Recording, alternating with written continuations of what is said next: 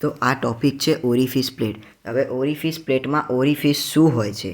તો ઓરિફિસ એ આપણા છત ઉપર જે ટાંકી હોય છે તે ટાંકીમાં હોલ હોય તેમાંથી પાણીનો ફ્લો પ્રસાર થતો હોય તેને ઓરિફિસ કહેવામાં આવે છે. આ છે ઓરિફિસ પ્લેટ, કંઈક આ પ્રકારની દેખાવતી હોય છે. હવે ઓરિફિસ પ્લેટ શું ઉપયોગમાં આવે છે? ઓરિફિસ પ્લેટ પાઇપમાં સંકોચન બનાવવાનું કાર્ય કરે છે, જેથી પ્રવાહનો વેગ વધે છે અને સ્થિર દબાણ ઘટે છે.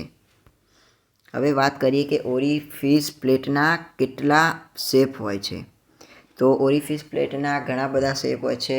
રાઉન્ડ શેપ, સ્ક્વેર શેપ વગેરે શેપ હોય છે.